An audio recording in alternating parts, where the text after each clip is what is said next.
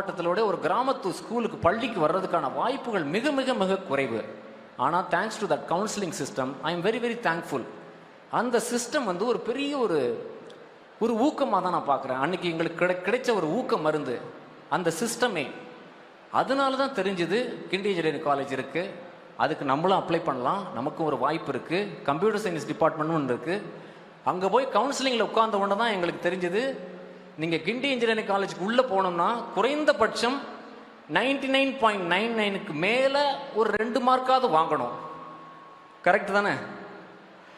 99.99க்கு மேலே இன்னொரு 2 மார்க் வாங்கினா தான் அந்த ஏரியாக்குள்ளே விடுவாங்க. அவ்வளோ சீன் அது, ஓவர் சீன் அது. நான் வந்து 97 வாங்கிட்டேன். முட்டி மோதி அதுக்கே தாவு தீர்ந்துருச்சு, ரணக்களம் ஆயிடுச்சு. முட்டி முட்டி அது வாழ்நாள் ரணம். அது 97 வாங்கி அந்த பக்கத்துக்கே நீங்கள் போகிறதுக்கான வாய்ப்பே இல்லை. இருந்தாலும் அரசு தந்த இன்னொரு பெரிய ஊக்கம் இடஒதுக்கீடு, ரிசர்வேஷன். இன்னும் நான் இதை ஒரு நன்றியோடையும் நெகிழ்ச்சியோடையும் மகிழ்ச்சியோடையும் இங்கே பகிர்ந்துக்க நான் ஆசைப்படுறேன். அந்த இடஒதுக்கீடு அப்படிங்கிற அந்த பெரிய ஊக்க மருந்து என்னை என்ன பண்ணுதுனாக்கா சென்னைக்கு கூட்டிகிட்டு வருது.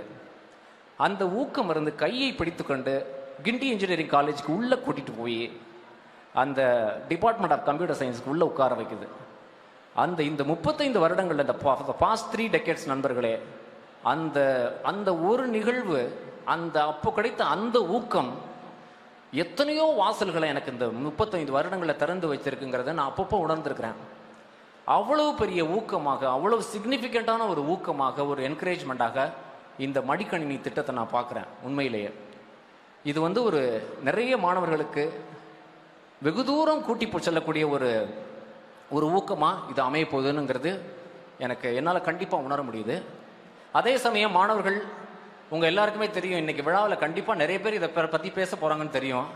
லேப்டாப், இந்த ஆல் திஸ் டிவைசஸ், இந்த மாதிரி கருவிகள், திறன் பேசிகள், குறிப்பாக ஸ்மார்ட் ஃபோன்ஸ், இது எல்லாமே உண்மையிலேயே நம்மளை ஆக்கத்தை நோக்கி கொண்டு செல்லுதா, இல்லை கொஞ்சம் கொஞ்சமாக மானுடத்தையே அழிச்சிட்டு இருக்கா அப்படிங்கிற ஒரு விவாதமும் நடந்துகிட்டே இருக்கு. உங்கள் எல்லாருக்குமே தெரியும்.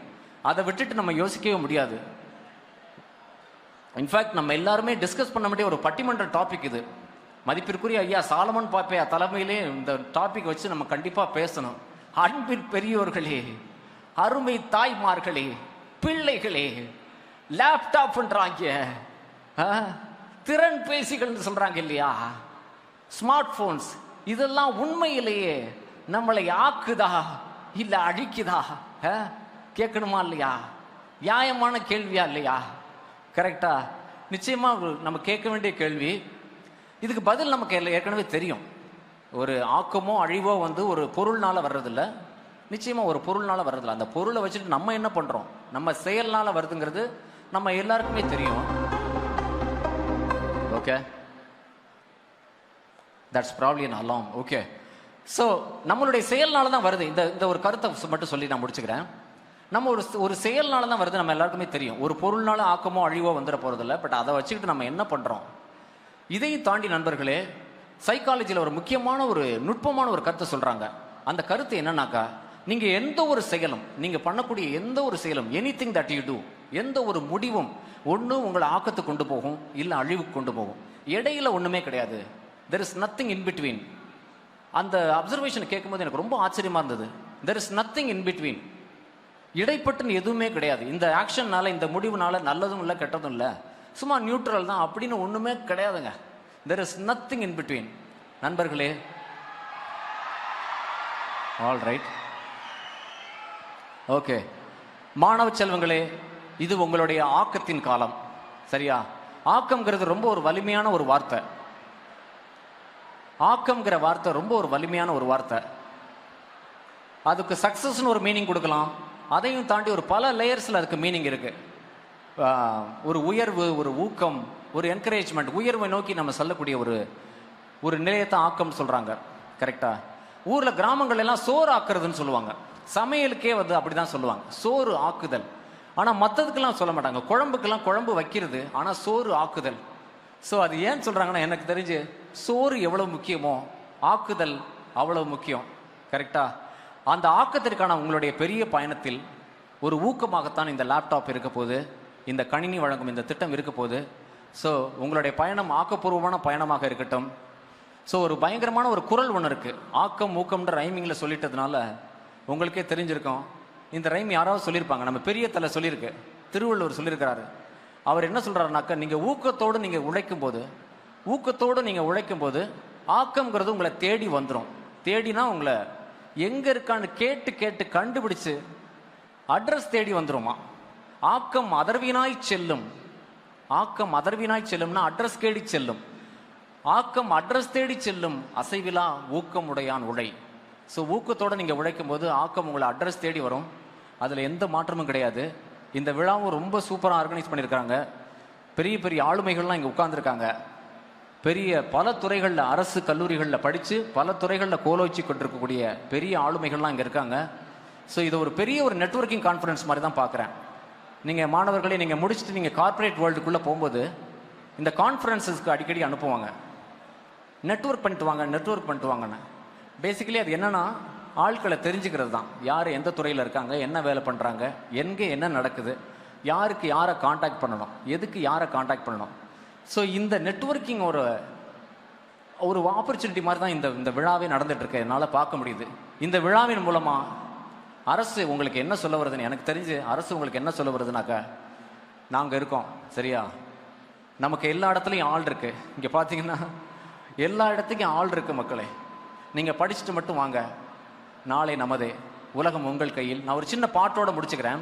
இந்த பாட்டு நம்ம யுகபாரதி எழுதினது தான். அந்த திருக்குறளை உள்வாங்கி தான் இந்த பாட்டை அவர் எடுத்திருக்காருன்னு நினைக்கிறேன். இது ஷான் ரோல்டனோட மியூசிக்கில் இந்த கடந்த 10 வருடங்களில் வந்த பல பாடல்களில் இந்த பாட்டு எனக்கு ரொம்ப பிடிச்ச ஒரு டாப் 10ல் கூட கண்டிப்பாக நான் வைப்பேன் நான். இது ஜெய் பீம் படத்தில் கிளைமேக்ஸ் பாட்டு, யாருக்கா ஞாபகம் இருக்கா? ஜெய் பீம் படத்தில் கிளைமேக்ஸ் அந்த ஜட்ஜ்மெண்ட் கொடுத்த உடனே மழை பெய்ய ஆரம்பிக்கும், சூர்யா வெளியே வர்றாரு, அந்த பாட்டு. மண்ணிலே ஈரம் உண்டு, முள்காட்டில் பூவும் உண்டு, நம்பினால் நாளை உண்டு, கைதாங்க ஜீவன் உண்டு, எங்கே போனாலும் உன் வானம் கண்ணோடு, எல்லை எங்கில்லை வா காலம் நம்மோடு. ஓ ஓ உள்ளுறுதி காண்பதுதான் பூமியிலே உன் உயரம். எண்ணம் செயலாகிவிட்டால் எல்லாமே தேடி வரும். உண்மை வழி நீ நடந்து போவதுதான் வாழ்வின் அறம். அன்பின் கொடி ஏற்றி வைக்க துணை சேரும் கோடித்தரம். தேடல் இல்லாத உயிர் உண்டோ சொல்லம்மா, எல்லாம் லேப்டாப்பில் அதை தேடு கண்ணம்மா. அது கிடையாது, எல்லாம் உன்னுள்ளே அதை தேடு கண்ணம்மா. ஓ ஓ மண்ணிலே ஈரமுண்டு, முள்காட்டில் பூவும் உண்டு, நம்பினால் நாளை உண்டு, கைதாங்க ஜீவன் உண்டு. நன்றி.